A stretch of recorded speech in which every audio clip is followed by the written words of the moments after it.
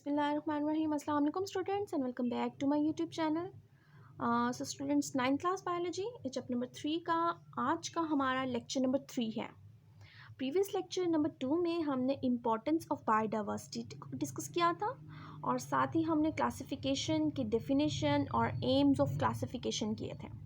आज की वीडियो के जो हमारे टॉपिक्स हैं वो आपको नज़र आ रहे हैं। Number 1 is the basis of classification and number 2 is the taxonomic hierarchy. Basis of classification क्या है? हमने क्लासिफिकेशन की जो डेफिनेशन देखी थी वो ये देखी थी कि लिविंग ऑर्गेनिजम्स को हम ग्रुप्स में और सब ग्रुप्स में डिवाइड करते हैं। अब जो ग्रुप्स और सब ग्रुप्स में डिवाइड करते हैं लिविंग ऑर्गेनिजम्स को, वो किस बेस पे करेंगे? बेसिकली हम रिलेशनशिप बेस पे करेंगे। जो लिविंग ऑर्गेनिजम्स हमें लगेगा कि आपस में रिलेटेड है एक दूसरे से, उन ऑर्गेनिजम्स को, उन रिलेटेड ऑर्गेनिजम्स को हम एक सेम ग्रुप में एडजस्ट कर देंगे। ठीक है। फिर वो जो लिविंग ऑर्गेनिजम्स हैं जो आपस में रिलेटेड हैं, रिलेशनशिप रखते हैं, वो किस बेस पर रखेंगे? ऑब्वियसली वो रखेंगे there are certain similarity characteristics among them. उनके दरमियान में लाजमी तौर पर कुछ ऐसी खसूसियात होंगी जो कि सेम हैं, इसी वजह से वो एक दूसरे से रिलेटेड होंगे। तो क्लासिफिकेशन किस चीज़ पर बेस करती है? क्लासिफिकेशन बेस करती है लिविंग ऑर्गेनिजम्स के रिलेटेड होने पर, और वो आपस में क्यों रिलेटेड हैं? वो रिलेटेड हैं इस बेस पर कि उनके दरमियान में कुछ सिमिलर करैक्टरिस्टिक्स मौजूद हैं। अब ये जो सिमिलर करैक्टरिस्टिक्स मौजूद हैं लिविंग ऑर्गेनिजम्स के अंदर जो हैं, वो ये शो करती हैं कि they are related at some point, कि वो अपनी एवोल्यूशनरी हिस्ट्री में, अगर हम बैकवर्ड एक एवोल्यूशनरी हिस्ट्री का ट्री ड्रॉ करते हैं तो हम ये देखेंगे कि वो रिलेटेड हैं किसी ना किसी पॉइंट पर जाके, वो एक दूसरे से रिलेटेड होंगे लाजमी तौर पर। इसे हम एक एग्जांपल से देखते हैं कि अगर हम क्लासिफाई करते हैं या ग्रुप्स या सब ग्रुप्स में डिवाइड करते हैं लिविंग ऑर्गेनिजम्स को, तो हमें कैसे पता चलेगा वो सिमिलर हैं या नहीं है एक दूसरे से? तो एग्जांपल है आपके पास, हम यहाँ पर 3 ऑर्गेनिजम्स के नाम लिखते हैं। स्पैरो का, ठीक है, स्पैरो का, और नेक्स्ट है पिजन का, लिख लेते हैं हम आपकी बुक के according. And third one is the insect. आपने बताना है कि जो तीनों ऑर्गेनिजम्स मैंने यहाँ पर लिखे हैं living organisms, that is sparrow, pigeon and insects, तो इन तीनों में से आपको देखते ही ये रीड करते ही कौन से 2 लिविंग ऑर्गेनिजम्स आपस में ज़्यादा सिमिलर लगते हैं। मीन्स कि जो स्पैरो है आपको पिजन के साथ ज़्यादा रिलेटेड लगती है या फिर इंसेक्ट्स के साथ।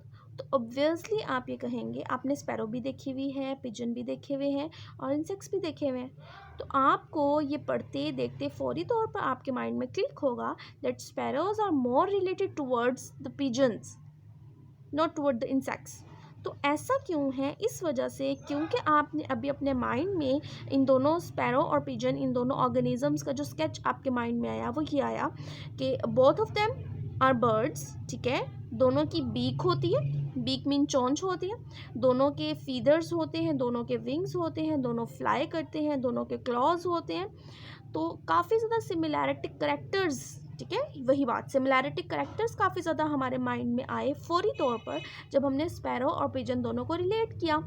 तो इनके दरमियान में हमने रिलेशनशिप कैसे निकाला? फौरी तौर पर इनकी सिमिलैरिटिक करेक्टर्स की बेस पर। तो हमने क्या कह दिया कि ये दोनों आपस में ज़्यादा रिलेट करते हैं, ठीक है, जबकि इंसेक्ट और स्पैरो नहीं करते। ऑब्वियसली इंसेक्ट और स्पैरोज का भी कहीं ना कहीं कोई ना कोई लिंक होगा, क्योंकि बिल्कुल स्टार्टिंग पॉइंट अगर हम देखें एवोल्यूशन का, दैट इज़ यूनिसेलुलर ऑर्गेनिजम्स, जैसे कि हमने बात की पिछले लेक्चर में भी बैक्टीरिया, और सबसे जो कम्प्लेक्स ऑर्गेनिजम्स है वो ह्यूमंस है। तो इनके दरमियान में जो इन बिटवीन जितने भी लिविंग ऑर्गेनिजम्स हैं किसी ना किसी पॉइंट से एक दूसरे से लिंक करते हैं, लेकिन मोर रिलेटेड कौन है? स्पैरो और पिजन ज़्यादा रिलेटेड है। ठीक है, किन बेसिस पर? बर्ड्स हैं, बीक है, फीदर्स हैं, विंग्स हैं, क्लॉज हैं, यूरिनरी ब्लड प्रेजेंट नहीं होता इनमें, तो इस बेस पे हमने कहा ये दोनों ज़्यादा रिलेटेड है।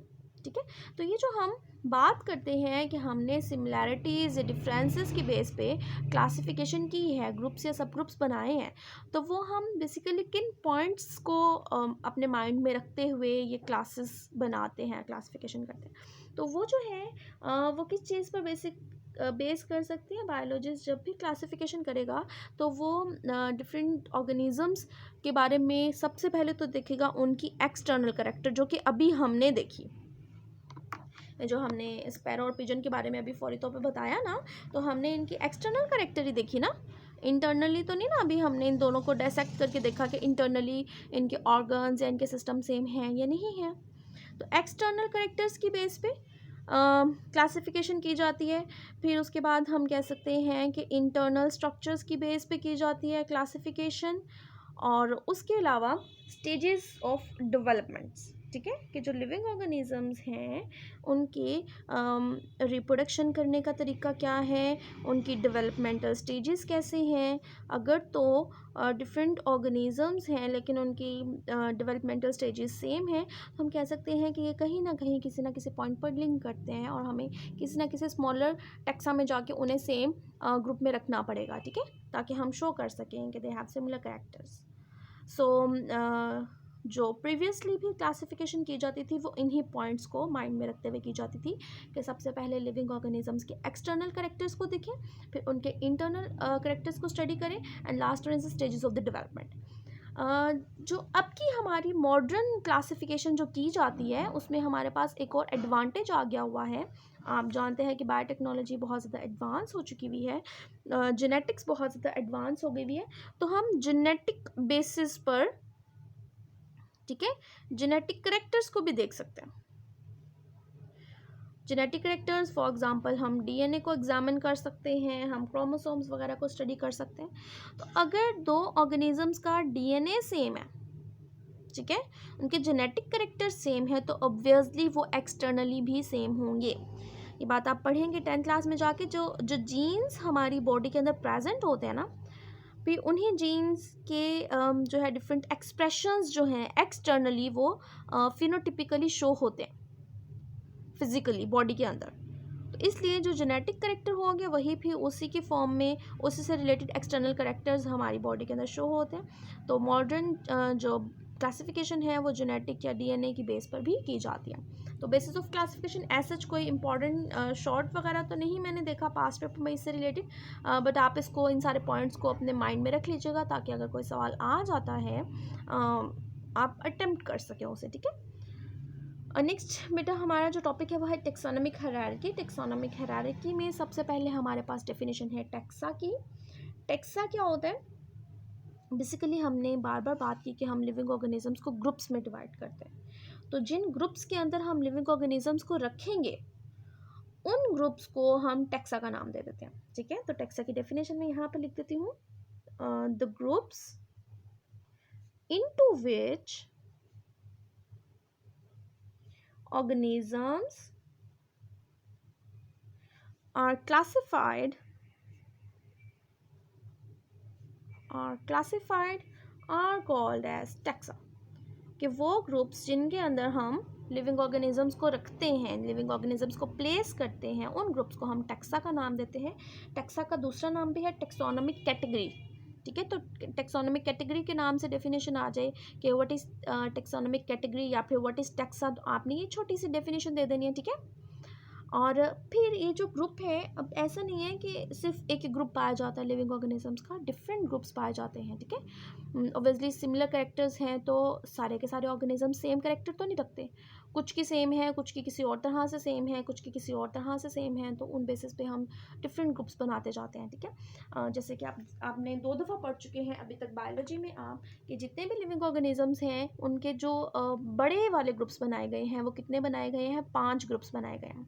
और कौन कौन से हैं? नंबर 1 प्रोकैरियोट्स जिनका दूसरा नाम मोनेरा भी है, number 2 protista, number 3 fungi, number 4 Plantae, and last one is animalia.